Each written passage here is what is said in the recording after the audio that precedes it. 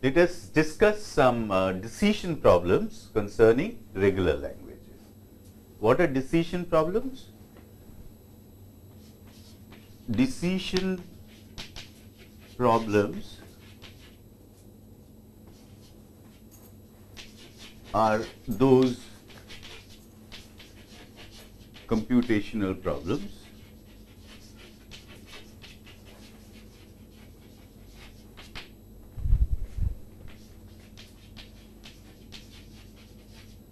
whose output is yes or no. Now, you know many decision problems. For example, given a graph, is the graph connected? So, in decision problem, there will be some input and output will be either yes or no.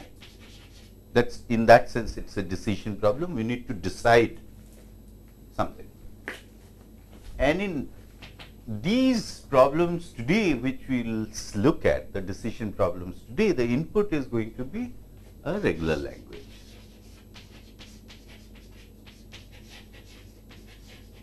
And we may ask certain questions. For example, given a regular language, does it satisfy certain property? Then the answer is yes or no. These are the kinds of questions that we will discuss.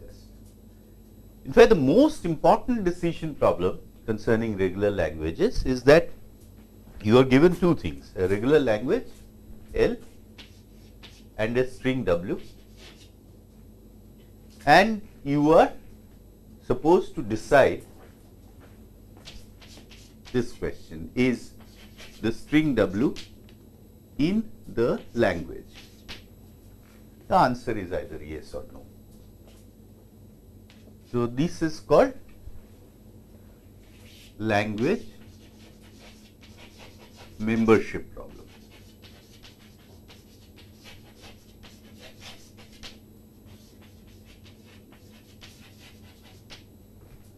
We are asking whether the string W is a member of the language L, and that is what we need to decide. Now, our algorithm of course will depend on how we represent the regular language. And now you know regular languages can be represented, can be given in several ways, either in terms of a DFA or an NFA or an NFA with epsilon transitions, or through a regular expression. So, therefore, we will have different algorithms depending on the way we would present the regular language. So, the first case is the simplest case. Let us take the simplest case, that L is represented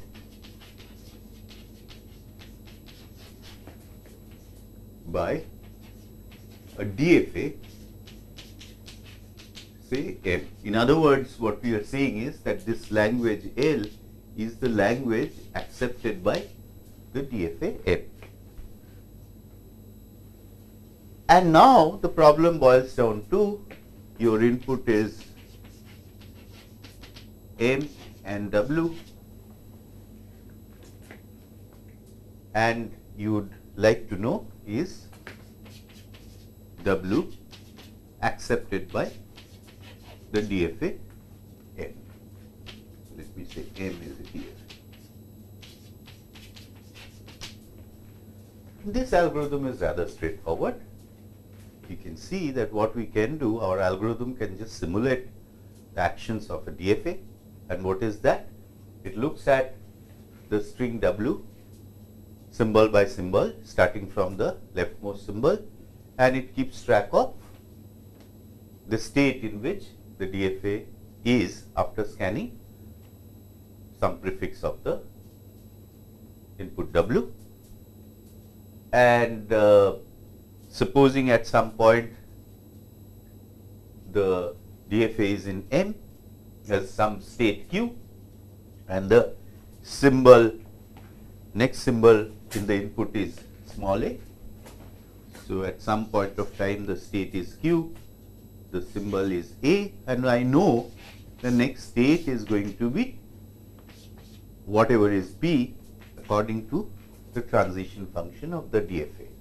So, this part of the input is consumed, this symbol of the input is consumed, next state is p, and this way we carry out the simulation till the string is over, and at that time if the state is one of the final states of the machine M, then the string is accepted. We give the answer yes, it is in the language, otherwise we say the string is not in the language, and therefore the answer is no. It is therefore quite straightforward, the algorithm for membership decision problem when the language is given as a DFA. What about if it is an NFA? And here when I say NFA, I don't, let us say the NFA M does not have epsilon transitions. What you could do is, first of all, convert that NFA to an equivalent DFA and then use our old algorithm. But the problem with this is, we know that if this NFA has n states, the description of the NFA, if it is part of the input, then this n is a parameter, is a size parameter, is one of the parameters which determines the input size. Then the DFA can have 2 to the power n states, right? If we know that it is possible for some NFAs that the corresponding DFA, equivalent DFA, will have exponentially many states. So, in that case, the algorithm, just in converting the NFA to DFA, is going to take exponential amount of time, and the algorithm is not going to be efficient. But there is a way out. You can have actually a polynomial time algorithm, but we don't, in that case, we don't convert the NFA to an equivalent DFA. Instead, what we do is,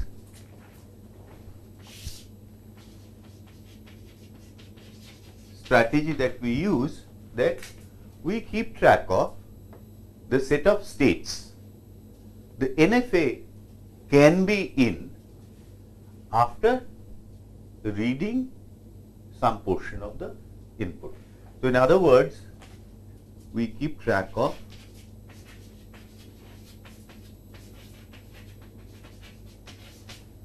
the set of states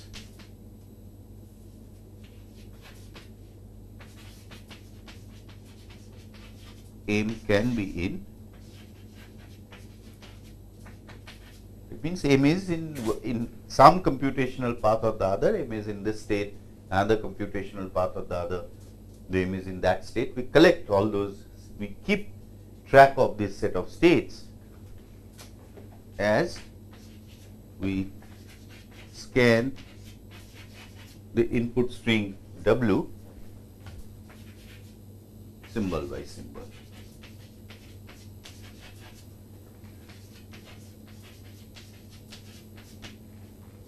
Now, let us see what it means. We understand, because we have seen many NFAs, the idea of acceptance and all this, what are the set of states the machine can be in. So, initially, of course, if the machine is in its initial state, so this is the set of states the machine can be initially, and suppose W is of the form A1, A2, AN. So, W is a string with n symbols. So, right now the machine is in the state, the set of states it is in is Q0, and then when A comes, we know which all states it can be in after A1. It is precisely the set of states given by the transition function delta Q0A that will provide me with a set of states. These are the set of states the machine can be, M can be here, right? Then A2 will come, and suppose this set of states is, let me just give an example here, P1, P2, supposing these are the two states that results. So I see on A2 from P1 which all states the machine can be in. Again, that is just consulting the transition function. And similarly from P2 on A2 which all states the machine can be, we take the union, and that is the set of states the machine can be after seeing A1 and A2, and this way we go on. Only thing is that this union taking can be done fairly efficiently. What you can, and this is a simple data structure idea, that we can keep a bit vector, right, to indicate which all states are there in that set. Right. So now this processing of one symbol, therefore, how much time would it take? In general, let us say this is AI, the set of states the machine can be is bounded by, in size, by the number of states in M, the NFA M. So supposing that number is S, right? And from, so the machine is in a set of states, that size can be at most S, and we have to look at each state in that set and look at on the next input symbol which all states the machine can be. So S into S, so we require time S square, so let me write time required is S square in processing one symbol of the input. So, and there are n symbols in the input W, so that our algorithm, what I just outlined, is going to be order n S square. Remember, as M is part of the input, we know the number of states, so this is polynomial in the size of the input. So this is also a polynomial time algorithm. What if M is NFA with epsilon transitions?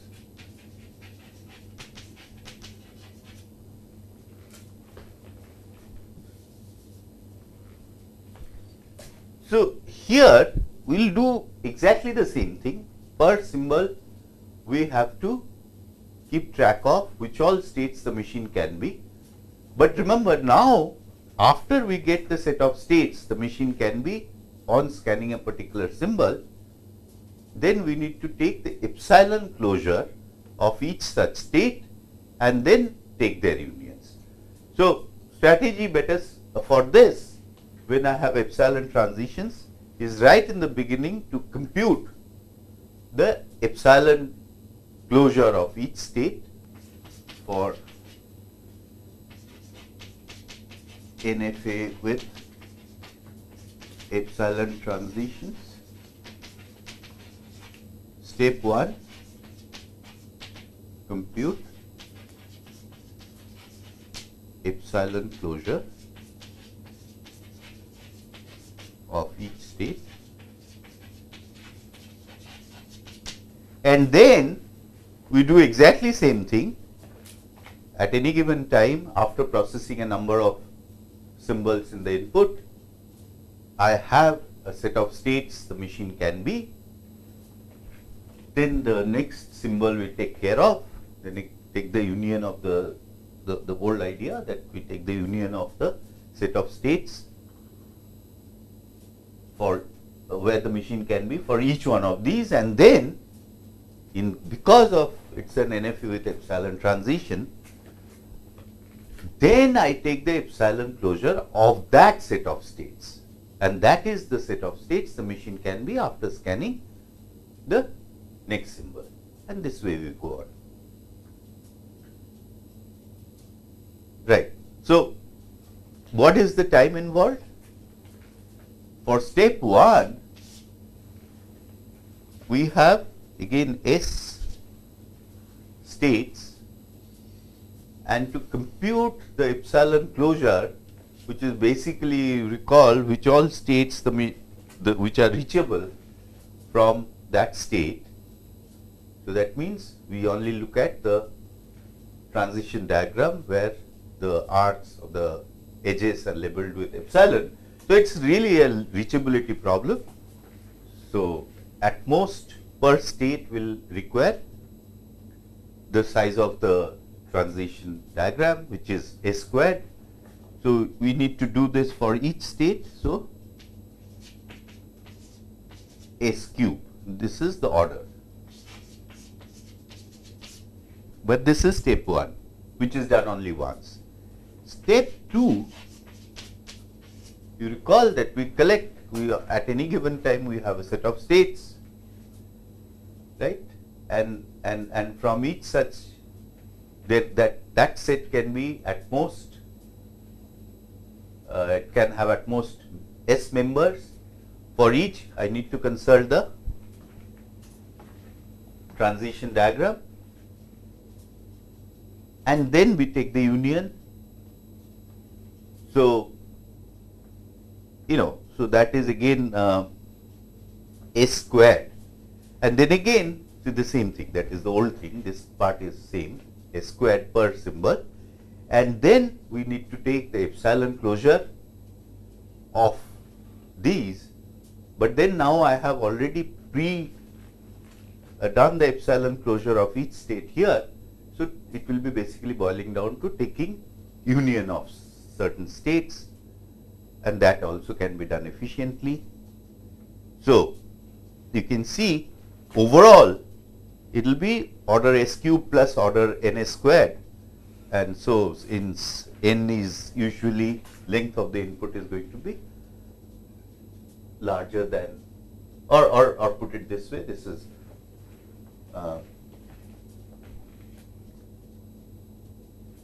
the amount of time you are going to take is Ns squared plus S cubed, whatever is that, whichever is bigger, it doesn't matter. So this is roughly, this is therefore a polynomial time algorithm.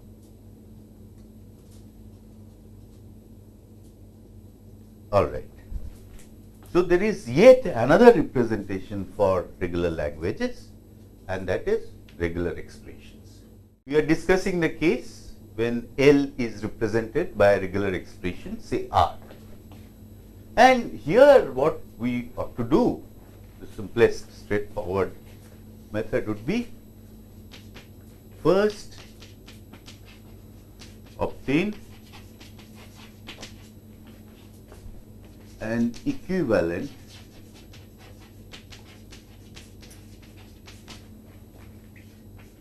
NFA M.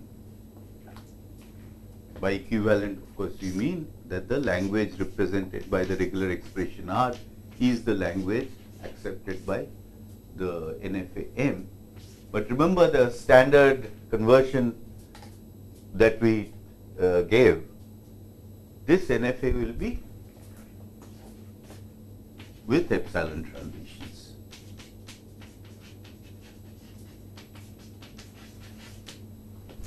And in the second step, decide if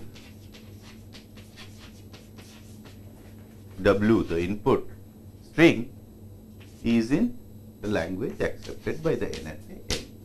We know how to do it. And so it all depends on what is the size of the m in terms of the regular expression R. And this, if we look at that construction once more, it becomes clear that the size of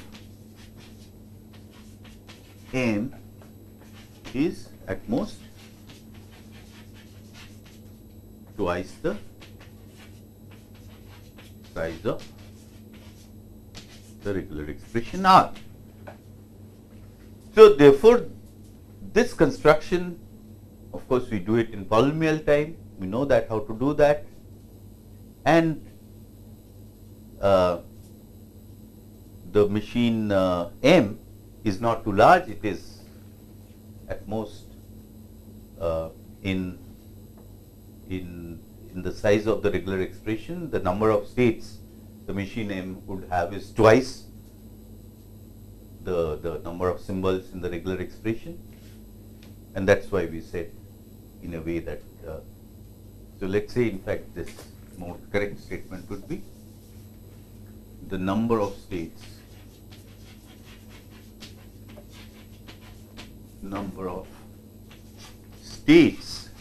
of M is at most twice the size of R. So in other words, this step 1 can be done in polynomial time, and step 2 of course can be done in the polynomial time, polynomial in the size of W and the size of M.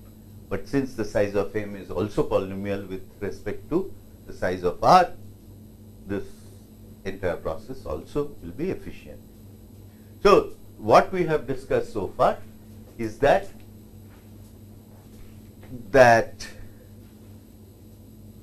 the membership problem. So we can conclusion is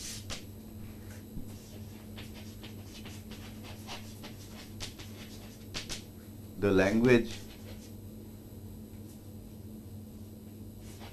regular language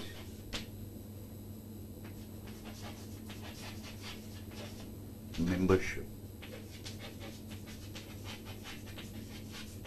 decision can be done efficiently because we have a polynomial time algorithm in every case for every representation, or for the, or let me at least say not every representation, for representations in terms of DFA, NFA, NFA plus epsilon transition, or regular expression.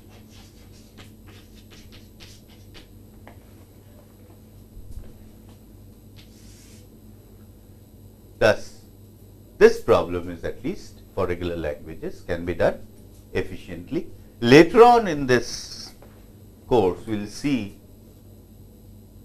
not only will not be able to do in general for certain classes of automata, that this problem, which now appeared so simple in case of regular languages, that not only we may not have efficient algorithm, we may not have any algorithm at all.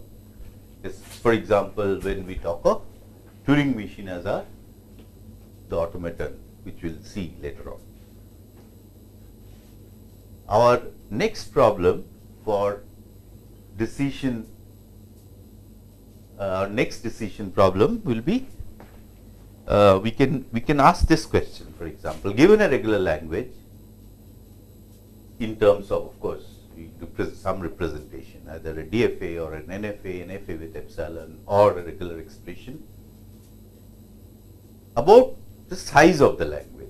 For example, you can say, is the language empty, is the language infinite, and so on. At least these two questions we can ask. So let us consider this problem. Given a regular language,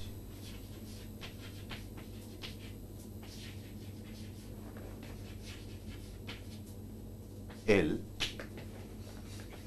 is L empty?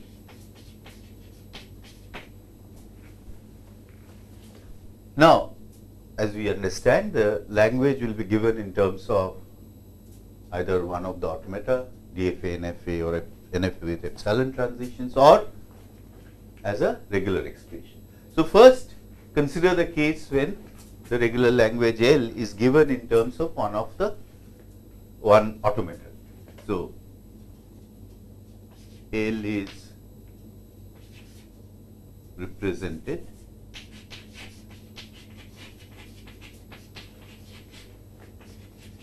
by a finite automaton. Now, whatever be that finite automaton, whether it is deterministic, non-deterministic, or with epsilon transition, when can you say such an automaton? Think of this, that I have this automaton and there is some initial, there is this initial state and a number of final states. Clearly, this automaton accepts some string if and only if there is some path from the initial state to one of these, any one of these, one or more of these final states, right. So, that is clear, right, because see, remember that through the transition diagram, think of the transition diagram as a graph where this is a particular vertex, let us say the start vertex, and this transition diagram graph is a directed graph, but we can always use any of the graph search algorithm, DFA, depth first search or breadth first search, to find out all the vertices in the graph, which of course correspond to states reachable from this initial state, this particular vertex. Now, it is very easy to see that M accepts, or let me write it this way, the language accepted by M is empty if and only if no final state is reachable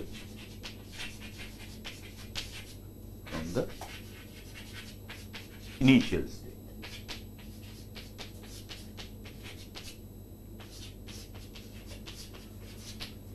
So, basically this decision whether the language is empty, if you give me that language in terms of a finite automaton, the problem is really doing a reachability analysis of a graph, and that we know can be done quite efficiently, right.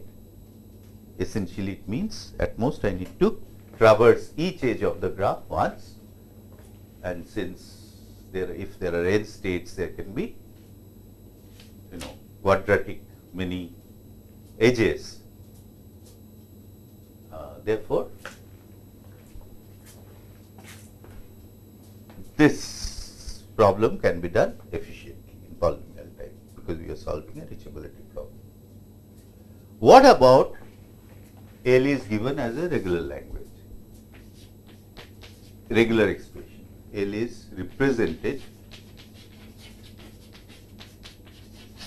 as a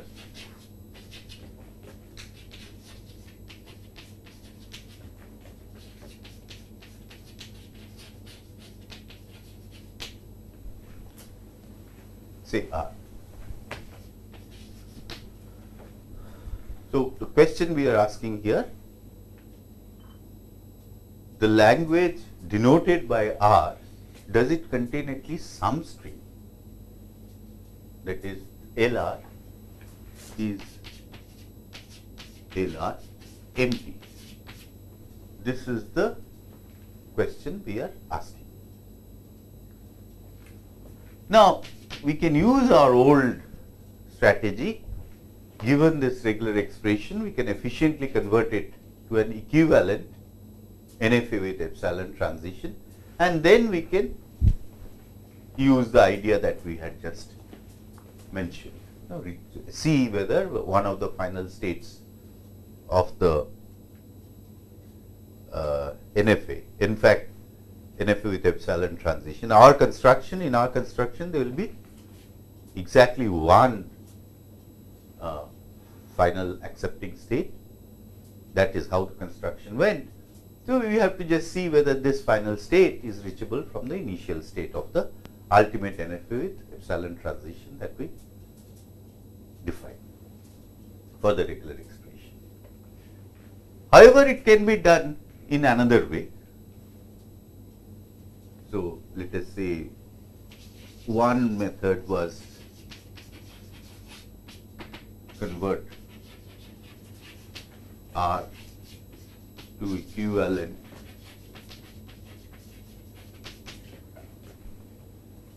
NFA with epsilon transition M, then decide if LM is empty. There is another method where we don't convert the regular expression R to an equivalent NFA with epsilon transition, and the reason for discussing that is just it gives us another intuition about regular expressions. The algorithm is not any more efficient because anyway this algorithm is efficient enough, and the second method goes like this.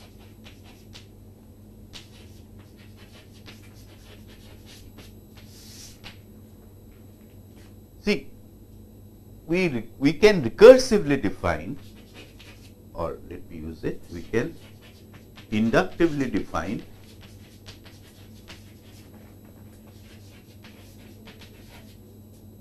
the set of all regular expressions denoting the empty language phi. And by now we know that this kind of inductive definition will be in terms of the inductive definition of regular expressions. So that inductive definition is this.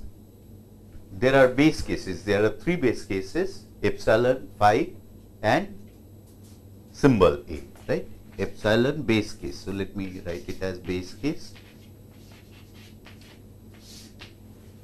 If your regular expression R is either phi or epsilon or A, then you know that this one denotes empty language and other two are not empty, right? This is by definition. And now we can say this, that suppose our regular expression is R1 plus R2, then it is quite clear that R denotes an empty language. So let me say it this way, that LR is empty if and only if both LR1 and LR2 are empty. So this is fairly easy to see. What is L of the language denoted by R when R is R1 plus R2? Clearly, in that case, LR is union of the two languages denoted, and if either of this is non-empty, then of course LR is not going to be empty. So LR is going to be empty if and only if both of these are empty. So that's clear. So other two ways a bigger regular expression can be formed out of smaller regular expressions. One, the other way was concatenation. R is R1, R2, and the last one is R is some R1 star. Now, in this case, so if R is R1, R2, so we are talking of concatenation, then again it is fairly easy to see LR is empty if and only if any one of LR1 or LR2 is empty, right? Because if you concatenate and the empty language with any language whatsoever, the result is going to be empty language, that we know. So, for this entire thing to be empty, if either of this is empty, then of course the regular expression will denote the empty language. On the other hand, if none of them is empty, then clearly if LR1 and LR2 both are not empty, then clearly when we concatenate, I will get some strings. So, LR is not going to be empty. And finally, in this case, we know that LR is not empty because LR will have at least epsilon. Therefore, you see all these three things together, after the base case, what we have in effect is a recursive algorithm to decide whether a regular expression is empty or not. So, the input is a regular expression, then you see whether it is of the form, one of these forms, or it is one of the base cases, and then accordingly whichever is the form that it is, if it is the regular expression given is one of the base case regular expressions, then if it is given, if the regular expression is this, then answer yes, it is empty. In these two cases, answer no. Then depending on whatever is your regular expression, otherwise if it is of the form R1 plus R2, then recursively decide the emptiness of R1 and emptiness of R2, and you can answer, and similarly for the other two. In this case, of course, the moment you see the regular expression is this form, you can immediately say the regular expression denotes a non-empty language because it contains at least epsilon. Now that we have seen efficient algorithms for deciding whether a regular language is empty or not, we can use this to decide many other questions, especially when the representation is in terms of DFA. So let me give an example that given two DFAs M1, M2 is language accepted by M1 is same as the language accepted by M2. See, one way we can do this is very simply that suppose, so it is clearly like this, that you take the language, the machine M1, okay, and so let me say this is L1, the language is L1 for notational convenience.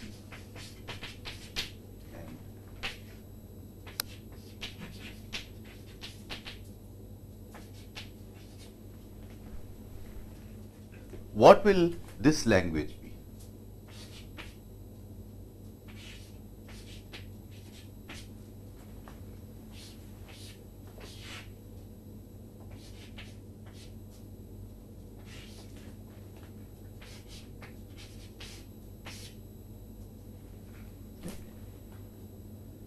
Now I think it is simpler to see in terms of,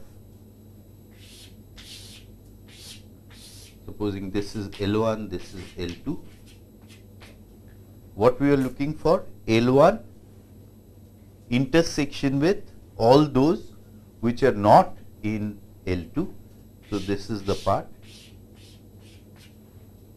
and L1 complement intersection L2. So, all those strings of L2 which are not in L1, right. Now, if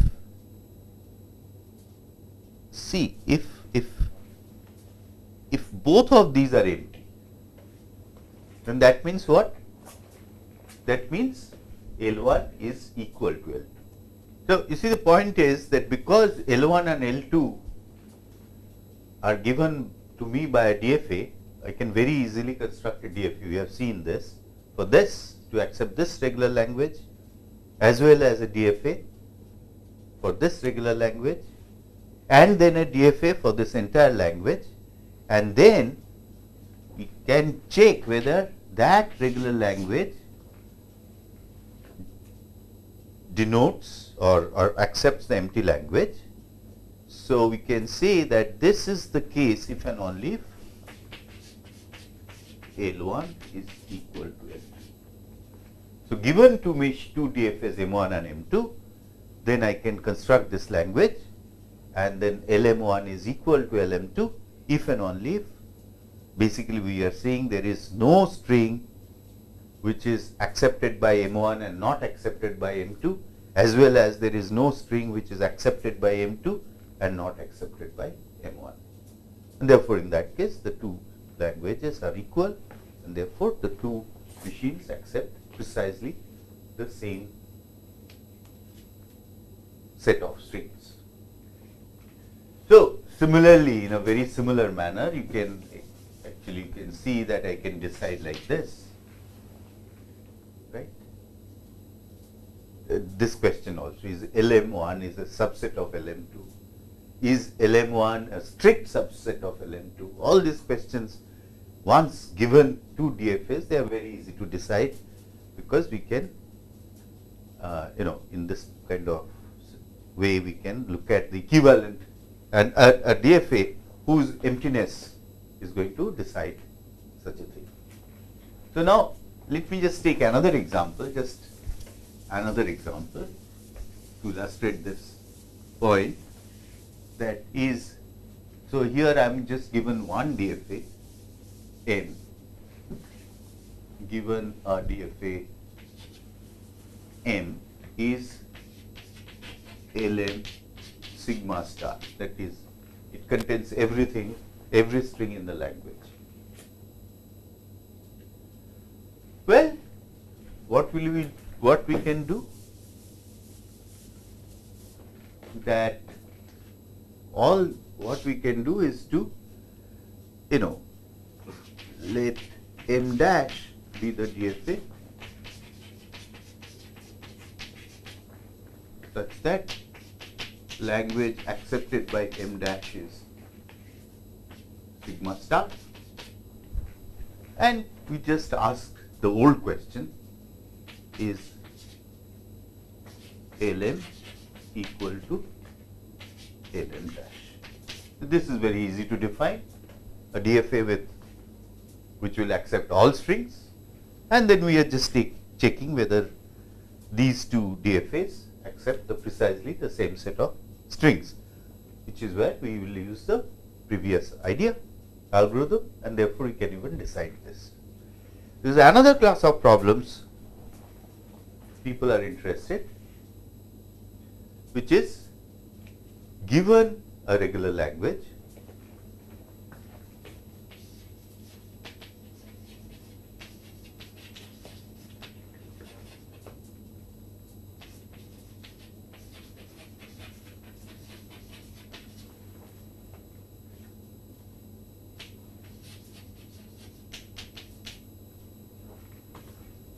does it have, I mean, is it infinite? Does it have infinitely many strings?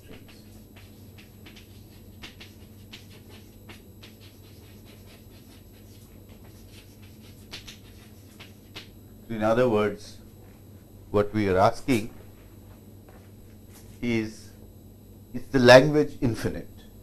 And if we can decide that, then of course we can decide, given a language L, whether it has finite, that is, it has only finitely many strings. Now, it can be done at least in two ways, and one way actually is from our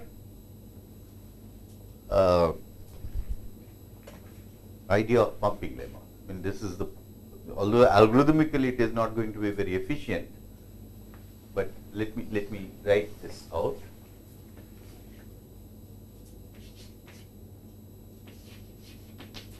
Given a DFA M, ln, this language accepted by the DFA, is infinite if and only if there is a string x in or x accepted by M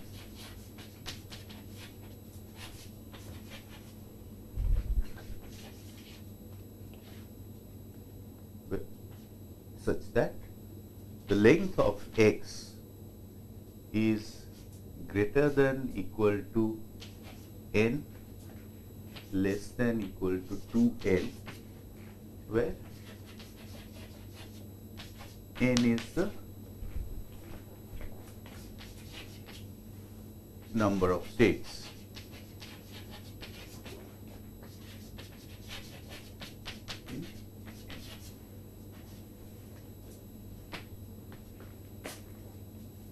So this, remember, M is a DFA, and let us say it has n states. And now let us look at it at least this. Let's suppose you take a string. We know that any string whose length is greater than equal to n, the pumping lemma proof shows that, and which is accepted by M, such a string can be pumped infinite amount of times, right?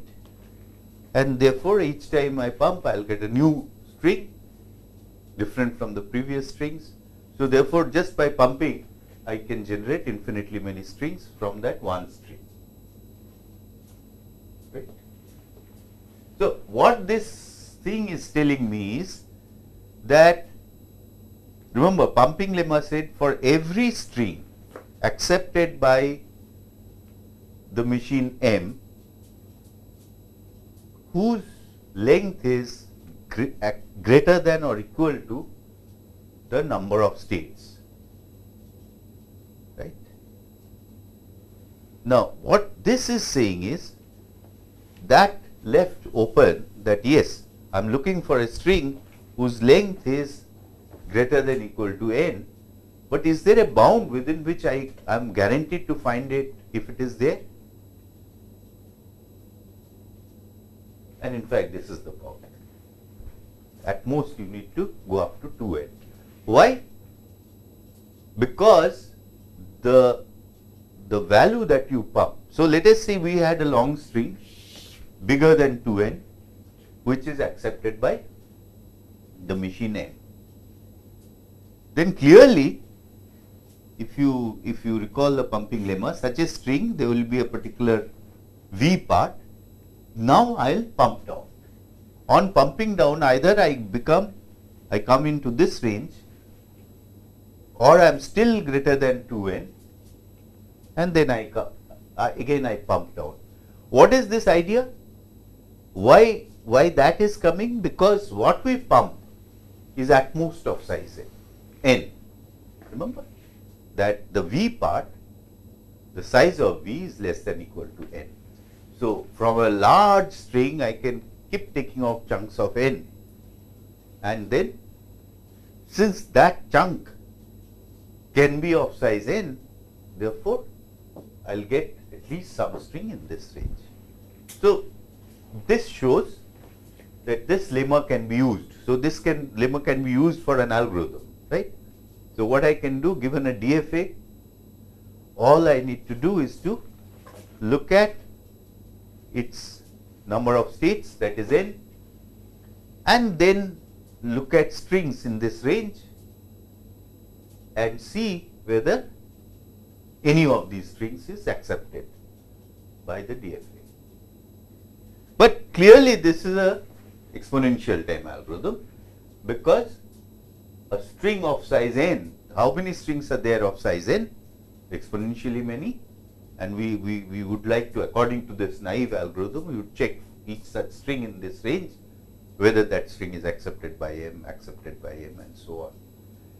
There is clearly, if you think about, there is a polynomial time algorithm, and whose basic idea is this, that if, imagine this DFA, and if there is, of course, for it to have some string, there has to be a path from Q0 to one of the final states Qf,